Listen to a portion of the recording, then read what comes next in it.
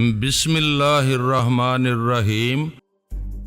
ہاں، میں نے مین کلر سے مذاق نہیں کیا تھا، سچ کہا تھا۔ میری ایک خاص لیبارٹری میں ایسی دوا تیار کی جا رہی ہے جسے اسپرے کیا جائے تو اسپرے کرنے والی فضا میں سانس لینے والے کے دماغ سے ٹیلی پیتھی کا علم بالکل ہی دھل جائے گا، پھر وہ کبھی خیال خوانی نہیں کر سکے گا۔ بہت باکمال ہو اور خطرناک بھی ہو، دنیا کے تمام ٹیلی پیتھی جاننے والوں کو بہت بڑا نقصان پہنچانے کا ارادہ رکھتے ہو۔ ابھی تو ارادہ کیا ہے، ضروری نہیں کہ اس پر عمل بھی کیا جائے۔ میری پہلی کوشش یہ ہوگی کہ تمام ٹیلی پیتھی جاننے والے ایک دوسرے کے دوست بن کے رہیں۔ اگر میری کوششوں کے بعد دوستی اور بھائی چارہ نہ رہا، ہمیشہ کی طرح دشمنی قائم رہے گی، تو میں وہ دوا اسپرے کر کے سب ہی کے دماغوں سے ٹیلی پیتھی کا علم مٹا دوں گا۔ جب لوگوں کے پاس کوئی طاقت نہیں ہوگی تو وہ ایک دوسرے سے نہیں لڑیں گے۔ تم ٹیلی پیتھی کے صرف منفی پہلو کو دیکھ رہے ہو، اس کے مثبت پہلو بھی ہیں۔ اس علم کے ذریعے دکھی انسانیت کو فائدے پہنچائے جا سکتے ہیں۔ علم کو کبھی مٹانا نہیں چاہیے۔ اس کے بعد کوئی نصیحت نہ کرنا، میں صرف اتنا چاہتا ہوں کہ ٹیلی پیتھی جاننے والے آپس میں جنگ نہ کریں۔ اگر کریں گے تو میں اس علم کو سب ہی کے دماغوں سے مٹا دوں گا۔ الپا نے پوچھا، کیا ہم دوست بن سکتے ہیں؟ میں دوستی کے لیے ہی پیدا ہوا ہوں، پارس سے ابھی دوستی نہیں ہوئی ہے، مگر بلی ڈونا سے ہو گئی ہے۔ مین کلر دوستی کرنے آیا تھا، لیکن اس بات پر ناراض ہو کر چلا گیا کہ میں نے بلی ڈونا سے دوستی کی ہے۔ شی تارا سے بھی دوستی ہے، تم سے بھی ہو سکتی ہے۔ کیا فرانس کا میجر ٹی ہنٹر آئے گا تو اس سے بھی دوستی کر لو گے؟ دوستی ایک اچھا انسانی عمل ہے، ٹی ہنٹر سے بھی ضرور دوستی کروں گا۔ روسی ٹیلی پیتھی جاننے والوں کو بھی خوش آمدید کہوں گا۔ تم یہ بات پوری ذہانت سے سمجھ نہیں پا رہے ہو کہ بیک وقت سب ہی سے دوستی ممکن نہیں ہے۔ روس اور امریکہ، یہودی اور مسلمان کبھی ایک نہیں ہوں گے۔ میں رفتہ رفتہ سب ہی کو مغرور بنانے والی قوتوں سے خالی کر دوں گا۔ نفرت اور لڑائی کے لیے قوت لازمی ہے، جب قوت نہیں رہے گی تو کیا کمزور آپس میں لڑ سکیں گے؟ تم اپنے طور پر درست کہہ رہے ہو، مگر پلیز ٹیلی پیتھی کے علم کو مٹانے والی بات نہ کرو۔ ٹھیک ہے، جو اس علم کو دکھی انسانیت کے لیے اور دوسرے نیک مقاصد کے لیے استعمال کریں گے، ان کے طرف اینٹی ٹیلی پیتھی دوا اسپرے نہیں کی جائے گی۔ جو خلاف انسانیت حرکتیں کریں گے، ان کے دماغ سے ٹیلی پیتھی کا علم مٹا دیا جائے گا۔ تمہاری یہ باتیں معقول ہیں، اس موضوع پر آئندہ بھی گفتگو ہوگی۔ ابھی جا رہی ہوں، پھر آؤں گی۔ الپا چلی گئی۔ تھوڑی دیر بعد مین کلر نے آ کر کہا، میں نے اخبارات کے ذریعے جب سے تمہارا نام اچھالا ہے، تمام ٹیلی پیتھی جاننے والے پریشان ہو گئے ہیں۔ سب کے ذہن میں ایک ہی سوال ہے، کیا واقعی تم اینٹی ٹیلی پیتھی دوا تیار کر رہے ہو؟ کیا وہ واقعی دماغ سے ٹیلی پیتھی کے علم کو مٹا دے گی؟ پورس نے کہا، جب وہ دوا تیار ہو جائے گی اور اپنا اثر دکھائے گی تو سب ہی کو یقین آ جائے گا۔ وقت سے پہلے میں کسی کو یقین نہیں دلانا چاہتا۔ تم نے روسی ٹیلی پیتھی جاننے والی نتاشا کا نام سنا ہوگا، یہ تم سے ملنے آئی ہے۔ میں نتاشا کو خوش آمدید کہتا ہوں، وہ میرے دماغ میں آ سکتی ہے۔ نتاشا نے اس کے اندر آ کر کہا، ہیلو پورس، میں اس یقین کے ساتھ آئی ہوں کہ تم ذلیل پارس نہیں ہو۔ پلیز منہ سے گالی نہ نکالو، دشمن کو اچھے الفاظ سے یاد نہ کرو تو اس کے لیے برے الفاظ بھی استعمال نہ کرو۔ پارس کو ذلیل کہنے سے تمہیں برا لگ رہا ہے، کیا اس لیے کہ وہ تمہارا دوست ہے؟ پارس سے میری دوستی نہیں ہے اور اس سے کوئی اختلاف بھی نہیں ہے۔ کبھی ہماری ملاقات نہیں ہوئی ہے اور نہ ہی ہم نے کبھی ایک دوسرے سے گفتگو کی ہے۔ میری ان باتوں کا یقین کر سکتی ہو تو کر لو۔ مین کلر نے بتایا ہے کہ تم بہت کھری باتیں کرتے ہو۔ میں یقین کرتی ہوں کہ پارس سے تمہارا دوستانہ نہیں ہے، میں تم سے دوستی کرنے آئی ہوں۔ مین کلر نے تمہیں یہ بھی بتایا ہوگا کہ میں سب سے دوستی کرتا ہوں، اس لیے تم سے بھی کروں گا۔ یہ ممکن نہیں ہے کہ سب سے دوستی ہو، اگر ہوگی تو ان کے درمیان چھپے ہوئے دشمن ہوں گے۔ ظاہر ہے جو سانپ ہوتے ہیں آستینوں میں چھپے ہوتے ہیں۔ میں ایسے دوست نما دشمنوں کی پرواہ نہیں کرتا۔ میں تم سے ایسی دوستی کرنا چاہتی ہوں جیسی کوئی نہ کرتا ہو۔ میں تمہیں اپنا چھوٹا بھائی بنا لوں گی، تم مجھے بڑی بہن بنا لو۔ بہن بھائی کا مضبوط رشتہ رہے گا تو کوئی اپنا پرایا ہمارے درمیان دیوار نہیں بن سکے گا۔ دوستی سے زیادہ رشتہ داری مضبوط ہوتی ہے۔ رشتہ داری ہوگی تو یہ ضرور ہو جائے گا کہ تم میرے لیے دلہن یعنی اپنے لیے ایک بھابھی لاؤ۔ وہ تو میں لاؤں گی چاند سی دلہن، اور میں تمہارے لیے چاند سا دلہا یعنی ایک بہنوئی لاؤں گا۔ شریر کہیں کہ میں شادی نہیں کروں گی، وہ تو کرنا ہوگی۔ رشتہ داری کا مطلب ہے کنبہ بڑھانا۔ ہمارے بچے پیدا ہوں گے، میرے بچے تمہیں پھوپھی کہیں گے اور تمہارے بچے مجھے ماموں کہا کریں گے۔ تم بات کہاں سے کہاں لے جا رہے ہو؟ ہم اتنی لمبی رشتہ داری نہیں کریں گے، یعنی مختصر رشتہ داری، آج کریں گے کل ختم۔ میرا مطلب ہے میں شادی نہیں کروں گی، بچے نہیں پیدا کروں گی، لیکن میں ماموں بننا چاہتا ہوں۔ اگر بہن بننا چاہتی ہو تو مجھے ماموں جان بنانا ہوگا۔ کیا مشکل ہے، میں تم سے دوستی کی بات کرتے کرتے رشتہ داریوں میں الجھ گئی ہوں۔ ہم ایسی عملی اور ایکشن سے بھرپور زندگی میں رہتے ہیں جہاں بچے پیدا نہیں کیے جا سکتے۔ فرحاد صاحب کے گھر بچے ہوئے، پارس ایک بیٹا ہے، تم میرے لیے بانجے بانجیاں کیوں پیدا نہیں کر سکتی؟ اوہ گاڈ، ہم اپنے موضوع سے بھٹک گئے ہیں۔ دراصل میں چاہتی ہوں کہ تم ایک مسئلے میں میری مدد کرو۔ مسئلہ کیا ہے؟ پارس میرے پیچھے پڑ گیا ہے، اس کی یہ مجال میری بہن کے پیچھے پڑ گیا ہے۔ میں اس سے کہوں گا کہ وہ شریفوں کی طرح آ کر تمہارا ہاتھ مجھ سے مانگے۔ وہ اس انداز میں پیچھے نہیں پڑ رہا ہے، پیچھے پڑنے کا مطلب ہے مجھ سے دشمنی کر رہا ہے۔ اچھا تو یوں کہو میں صلح کرا دوں گا۔ میں صلح نہیں کروں گی، اس نے مجھے الپا کے دماغ سے نکال دیا ہے۔ میں اس کے دماغ میں بیٹھ کر پورے اسرائیل پر حکومت کر رہی تھی، پارس نے مجھے حکمرانی سے محروم کر دیا ہے۔ الپا کے دماغ سے میرے تنویمی عمل کو مٹا دیا ہے۔ میں کل تک حکمران تھی، آج ایک مجرمہ کی طرح چھپتی پھر رہی ہوں۔ تمہاری داستان بڑی دردناک ہے، سن کر تم سے ہمدردی ہو جاتی ہے۔ میں تمہارے لیے کیا کر سکتا ہوں؟ ہم دونوں الپا کے دماغ تک پہنچنے کا کوئی راستہ نکال سکتے ہیں۔ وہ برسوں سے اپنے ملک و قوم کی خدمت کرتی آ رہی ہے۔ اس نے تم سے دشمنی کی ابتدا نہیں کی تھی، پھر تم اس سے کیوں دشمنی کر رہی ہو؟ اس بیچاری کو اسرائیل میں اپنے فرائض ادا کرنے دو۔ کیسی باتیں کرتے ہو؟ کیا تم چاہتے ہو میں اقتدار سے محروم ہو جاؤں، الپا کے دماغ میں بیٹھ کر حکومت نہ کروں؟ اسرائیل اس کا ملک ہے، تم وہاں کیوں حکومت کرنا چاہتی ہو؟ کسی کو اقتدار کی کرسی سے گرا کر اس کے حقوق چھیننا اچھی بات نہیں ہے۔ تم تو فرشتوں جیسی باتیں کر رہے ہو، میں انسانوں کی باتیں کر رہا ہوں۔ جب ہم ایک دوسرے کے حقوق چھیننا چاہتے ہیں تو پھر جھگڑا کرنے لگتے ہیں، اور میں یہی نہیں چاہتا، اس لیے جلد ہی ٹیلی پیتھی کے علم کو ہمیشہ کے لیے مٹا دوں گا۔ تمہیں ایسا نہیں کرنا چاہیے، ٹیلی پیتھی نہ رہی تو ہم عام انسانوں جیسے رہ جائیں گے۔ انسان جب عام نہیں ہونا چاہتا، خاص بننا چاہتا ہے، تب ہی نفرت اور جھگڑے پھیلتے ہیں۔ میں نفرتوں اور عداوتوں کا صدیوں پرانا سلسلہ ختم کر کے رہوں گا۔ شاید میں تمہارے پاس آ کر وقت ضائع کر رہی ہوں، آخری بات کہہ دو، میرا ساتھ دو گے یا مجھے مایوس کرو گے؟ میں کبھی کسی کو مایوس نہیں کرتا، لوگ میرے اصولوں کی مخالفت کرتے ہوئے خود ہی مجھ سے منہ پھیر کر چلے جاتے ہیں۔ اگر تم سب سے دوستی رکھنے کا جذبہ اپنے اندر پیدا کرو گی تو میں تمہیں دشمنوں سے بچاؤں گا، خواہ وہ دشمن الپا ہو یا پارس۔ الپا کے حکم سے فوجی جوان مجھے گرفتار کرنے کے لیے تلاش کر رہے ہیں۔ پارس الپا کو میرے خلاف بھڑکا رہا ہے۔ اگر تم الپا اور پارس کو مجھ سے دشمنی سے باز رکھو گے تو میں سب سے دوستی کروں گی۔ الپا اپنے ملک میں تمہارے خلاف قانونی کارروائی کر رہی ہے۔ اس کارروائی سے محفوظ رہنے کا سیدھا سا راستہ ہے کہ تم الپا کا ملک چھوڑ دو، اپنے ملک روس جا کر رہو۔ اپنے اپنے گھر میں رہنے سے دشمنیاں ختم ہو جاتی ہیں۔ میں الپا سے کم تر نہیں ہوں، میں اسے 2 کوڑی کا بنا دوں گی اور پہلے کی طرح شان و شوکت سے اسی ملک میں رہوں گی۔ الپا بھی مجھ سے دوستی رکھنا چاہتی ہے۔ تم اس ملک میں ایک باہر والی ہو، اگر الپا کے لیے مسائل پیدا کرو گی تو مجھے تم سے نہیں الپا سے ہمدردی ہوگی۔ میں لعنت بھیجتی ہوں تمہارے ہمدردی پر، دوگلے ہو، ادھر بھی دوستی کرتے ہو ادھر بھی، میں تمہاری دوستی کی محتاج نہیں ہوں۔ یہ کہہ کر وہ چلی گئی۔ وہ زیر لب کہنے لگا، یہ ٹیلی پیتھی جاننے والے کبھی محبت اور امن کا سبق نہیں پڑھیں گے، انہیں پڑھاؤ تو بھول جایا کریں گے۔ اب تو بس وہی دوا ان کے دماغ درست کرے گی۔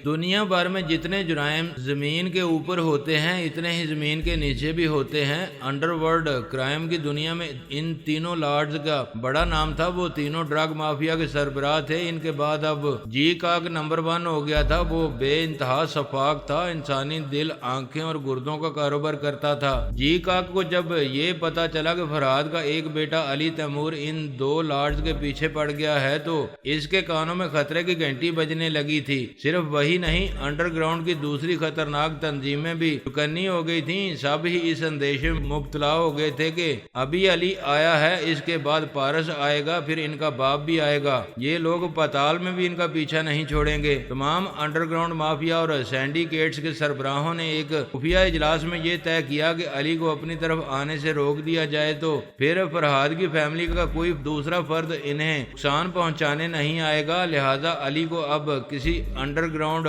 کے سربراہ تک پہنچنے نہ دیا جائے، اسے اوپر ہی اوپر لاہور میں ختم کر دیا جائے۔ انڈر گراؤنڈ کے سربراہوں کا یہ فیصلہ دونوں لارڈز کی زندگی میں کیا گیا تھا۔ جی کاک کو یہ ذمہ داری دی گئی تھی کہ وہ علی کو ٹھکانے لگا دے۔ جب وہ اپنی ذمہ داری پوری کرنے کے لیے ان دونوں لارڈز کی مدد کے لیے آیا تو اس کی آنکھیں پھٹی کی پھٹی رہ گئیں۔ اس کی سمجھ میں نہیں آیا کہ وہ دونوں کو علی کے چنگل سے کس طرح نکالے۔ اس نے آخری وقت تک انہیں بچانے کی ہر ممکن کوشش کی تھی۔ وہ نہر میں ڈوبنے لگے تو ان کے دماغوں میں گھس کر انہیں نہر میں سے نکالنا چاہا، لیکن فہمی اور علی ان بار بار ابھرنے والوں کو ڈبوتے رہے۔ آخر وہ کنارے نہ لگ سکے اور وہ نہر ان کا مقبرہ بن گئی۔ جی کاک وہ خطرناک مجرم تھا جو دنیا کی بڑی بڑی تنظیموں سے ٹکرا جاتا تھا۔ CIA، KGB، موساد، را اور انٹرپول کے کئی زبردست ایجنٹوں کو ٹھکانے لگا چکا تھا۔ اس کا ایک معمولی سا کارکن بھی گرفتار ہو جاتا تو وہ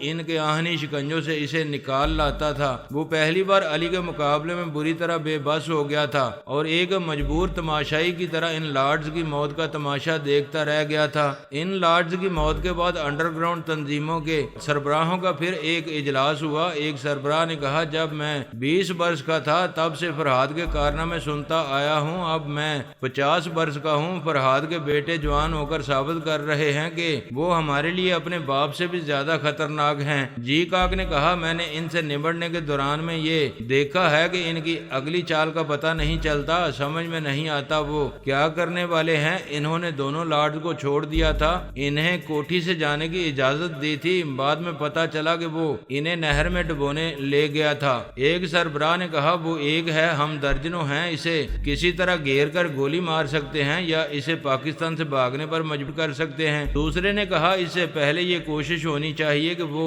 انڈر گراؤنڈ تنظیموں کی طرف رخ نہ کرے، پہلے اس کا راستہ روکا جائے۔ تیسرے سربراہ نے کہا، مختار شاہ کو قتل کر دیا جائے تو علی کو کبھی ہم میں سے کسی کا سراغ نہیں ملے گا۔ سب نے متفقہ طور پر یہی فیصلہ کیا کہ مختار شاہ انڈر گراؤنڈ کے بہت سے راز جانتا ہے، لہذا جتنی جلدی ہو سکے اسے گولی سے اڑا دیا جائے۔ اس فیصلے کے مطابق جی کا خیال خوانے کی پرواز کرتا ہوا مختار شاہ کے دماغ میں آیا۔ اس نے سانس روک لی، اسے اپنے اندر آنے کی اجازت نہیں دی۔ وہ سمجھ گیا مختار شاہ ان تینوں لارڈز کا معمول اور تابع دار تھا، صرف ان کی سوچ کی لہروں کو محسوس نہیں کرتا تھا۔ اس نے ایک مردہ لارڈ کا لب و لہجہ اختیار کیا، پھر اس کے دماغ میں پہنچا تو جگہ مل گئی۔ اس نے مخاطب کیا، ہیلو شاہ۔ وہ چونک کر بولا، تم کون ہو؟ تمہارے دماغ میں صرف وہ تینوں لارڈز آ سکتے تھے، تمہارے لیے یہ بری خبر ہے، باقی 2 لارڈز بھی مارے گئے ہیں، تم جھوٹ بول رہے ہو، میں ابھی معلوم کرتا ہوں۔ وہ خیال خوانے کی پرواز کرتے ہوئے اپنے لارڈز کے دماغوں میں پہنچنے کی کوشش کرنے لگا، اس کی سوچ کی لہریں واپس آنے لگیں۔ آخر وہ پریشان ہو کر بولا، ہاں وہ سب مار چکے ہیں، تم میرے اندر کیسے آ گئے؟ میں نے ایک مردہ لارڈ کا لب و لہجہ اختیار کیا ہے، علی نے ان دونوں کو نہر میں ڈبو کر مارا ہے، اب تمہاری باری ہے۔ علی ان لارڈز تک کیسے پہنچ گیا تھا؟ تمہارے ذریعے نہیں، فہمی اور علی مجھے بھول چکے تھے، میرے دماغ میں نہیں آتے تھے، یہ تمہاری خوش فہمی ہے، وہ تم سے بے خبر ہو گئے ہیں، جبکہ وہ اب بھی تمہارے اندر آتے جاتے رہتے ہیں۔ وہ سہم کر بولا، نہیں وہ میرے اندر نہیں آتے، اور انہیں میری اصلیت معلوم ہو جاتی کہ میں ہی فہمی کے باپ کا قاتل ہوں تو وہ مجھے زندہ نہ چھوڑتے۔ انہوں نے تمہیں ڈیل دی ہے، وہ تمہارے ذریعے ایک ایک لارڈ تک پہنچتے رہے اور ان کے گوداموں کو تباہ کرتے رہے۔ ان تینوں لارڈز کو موت کے گھاٹ اتارنے کے بعد اب وہ ہماری طرف آئیں گے، اب تو مجھے مار ڈالیں گے، نہیں ابھی وہ تمہیں زندہ رکھیں گے۔ تم انڈر گراؤنڈ کے بہت سے رازوں سے واقف ہو، وہ تمہارے ذریعے اب ہماری شہر تک پہنچنا چاہیں گے۔ انڈر گراؤنڈ تنظیموں کے سربراہوں کا یہ متفقہ فیصلہ ہے کہ پہلی فرصت میں تمہیں گولی مار دی جائے۔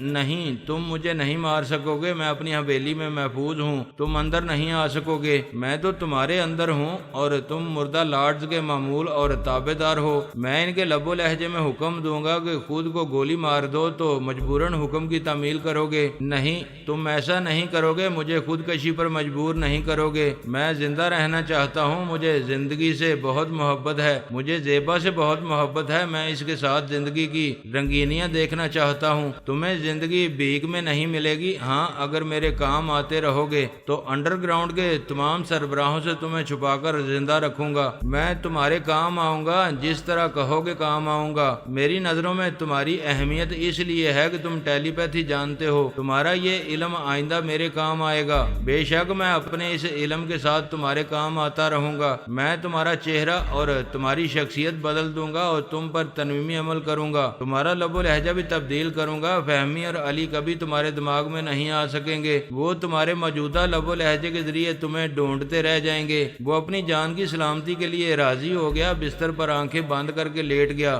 خود کو راضی خوشی جی کاک کے حوالے کر دیا۔ وہ اس پر تنویمی عمل کرنے لگا۔ اس عمل کے بعد اس کا چہرہ بدل کر انڈر گراؤنڈ کے سربراہوں سے بھی اسے چھپا کر اپنا اعلیٰ کر بنائے رکھنا چاہتا تھا۔ فہمی اور علی ان لارڈز کے بعد مختار شاہ کا بھی کام تمام کر دینا چاہتے تھے، لیکن انہوں نے اسے ایک رات کے لیے زندہ رہنے دیا۔ وہ جانتے تھے کہ جی کاک اسے لارڈز کی موت کی خبر سنائے گا تو اسے اپنی موت نظر آنے لگے گی، پھر وہ تمام رات دہشت زدہ رہے گا۔ اس کے بعد دوسری صبح اسے موت کے گھاٹ اتار دیا جائے گا۔ دوسرے دن وہ دونوں مختار شاہ کے دماغ میں پہنچنے کی کوششیں کرنے لگے، انہیں اس کا دماغ نہیں ملا۔ یہی بات سمجھ میں آئی کہ وہ مر چکا ہے یا اس کا لب و لہجہ بدل گیا ہے۔ پھر فہمی نے اس کی بیوی زیبا کے دماغ میں جا کر اس کے چور خیالات پڑے۔ وہ بہت پریشان تھی۔ اس کے خیالات نے بتایا کہ وہ رات کو اپنے بستر پر تھا، صبح اس کا بستر خالی نظر آیا، صبح سے اب دوپہر ہونے والی ہے، وہ اب تک واپس نہیں آیا ہے اور نہ ہی فون پر رابطہ کر رہا ہے۔ یہ خیال پیدا ہو رہا تھا کہ وہ کسی مصیبت میں گرفتار ہو گیا ہے۔ فہمی نے علی سے کہا وہ ہمارے ہاتھ سے نکل چکا ہے، بچ کر کہاں جائے گا، اس کی موت تمہارے ہی ہاتھوں سے ہوگی۔ وہ جب تک ہم سے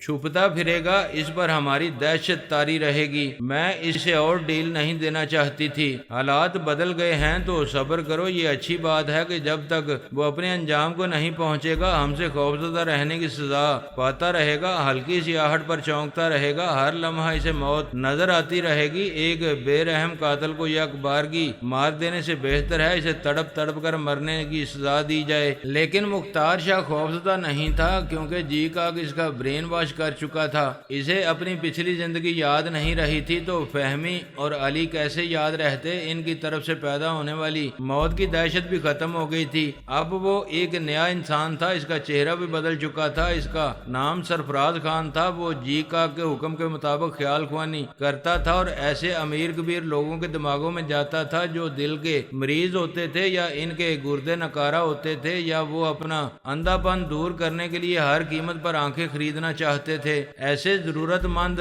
لوگوں کے لیے ایک خفیہ اسپتال تھا جہاں بڑی رازداری سے دل اور گردے تبدیل کر دیے جاتے تھے اور بڑی بڑی رقمیں لے کر اندھوں کو آنکھوں کو روشن کر دیا جاتا تھا۔ پہلے وہ مختار شاہ کی حیثیت سے لارڈز کی ڈرگ مافیا میں تھا، نشے کا زہر پھیلاتا تھا۔ اب وہ سرفراز خان کی حیثیت سے انسانی اعضاء بیچنے والے کسائی جی کاک کا غلام بن گیا تھا۔ بڑی بے رحمی سے کسی کو بھی قتل کر کے اس کا دل، گردے اور آنکھیں نکال کر لاکھوں روپے میں بیچ دیتا تھا۔ جی کاک نے فہمی اور علی کی نظروں سے مختار شاہ کو غائب کر دیا تھا، انڈر گراؤنڈ کے سربراہوں سے کہہ دیا تھا کہ وہ مختار شاہ کو قتل کر چکا ہے۔ اب ان سربراہوں کے لیے علی سب سے بڑا مسئلہ تھا۔ جی کاک نے کہا میں تنہا علی کے خلاف کوئی بڑا قدم نہیں اٹھاؤں گا۔ تمام سربراہوں نے کہا سب مل کر علی کو گھیریں گے، پھر اسے گولی مار دیں گے، لہٰذا اب اسے گھیرنے اور مارنے کی پلاننگ کی جائے۔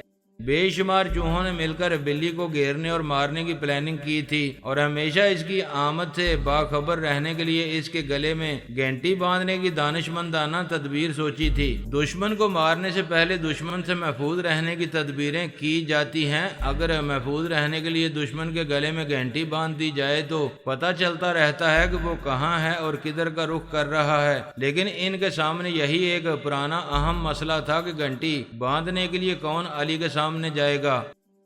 کسی دشمن کے لیے مقبرہ بنانا ایک عجیب و غریب بات ہے۔ جو بات عجیب و غریب ہوتی ہے یا مضحکہ خیز ہوتی ہے وہ دور تک پھیلتی ہے۔ سرکاری حلقوں سے لے کر عام محفلوں تک اس مقبرے کا چرچا ہونے لگا۔ اکثر امیر کبیر لوگ موت سے پہلے اپنی آرام گاہ بنا لیتے ہیں، ایسا ہوتا ہے، لیکن ایسا نہیں ہوتا کہ اپنے دشمن کے لیے آخری جگہ آرام دہ بنائی جائے۔ یہی بات تجسس کو بھڑکا رہی تھی کہ وہ دشمن عورت کون ہے۔ زرگام یہی چاہتا تھا کہ چرچا ہوتا رہے اور یہ بات سونیا تک پہنچے۔ اس طرح وہ تجسس میں مبتلا ہو کر اس کی طرف آئے گی تو اسے بھی سونیا کا سراغ ملے گا۔ سونیا کو شبہ ہوا کہ زرگام الٹی چال چل رہا ہے۔ ایران میں ایسی کوئی عورت نہیں ہے جو ملک اور قوم کی دشمن ہو۔ البتہ زرگام پر شبہ کیا جا سکتا تھا کیونکہ وہ امریکہ سے بڑے ڈرامائی انداز میں آیا تھا۔ پھر یہ کہ وہ وہاں کے ذمہ دار افسران کو اس دشمن عورت کا نام نہیں بتا رہا تھا، باتیں بنا کر سبھی کو ٹال رہا تھا۔ سونیا نے اپنے ٹیلی پیتھی جاننے والے ماتحتوں کو ہدایت دی کہ وہ زرگام کی اصل ہسٹری معلوم کریں۔ یہ بات عجیب و غریب ہونے کے علاوہ نہایت نامناسب تھی کہ ایک مرد ایک عورت کو چیلنج کر رہا ہے، گویا اس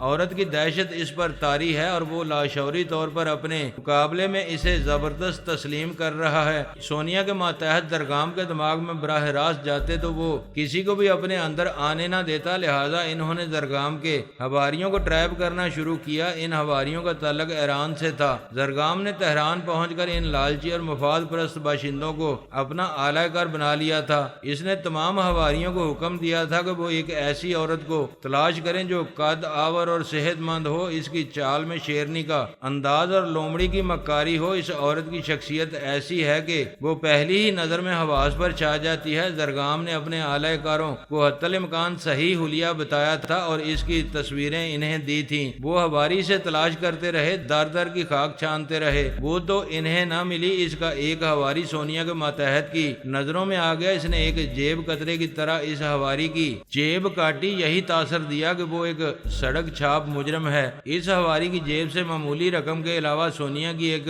تصویر بھی برآمد ہوئی۔ اس تصویر سے تصدیق ہو گئی کہ زرگام کو سونیا کی ہی تلاش ہے۔ یوں ثابت ہو گیا کہ زرگام ایرانی ہونے کے باوجود محب وطن نہیں ہے اور امریکی اعلی کار بن کر ایران کو نقصان پہنچانے آیا ہے۔ نقصان پہنچانے کے لیے پہلے وہ سونیا کا کام تمام کرنا چاہتا ہے۔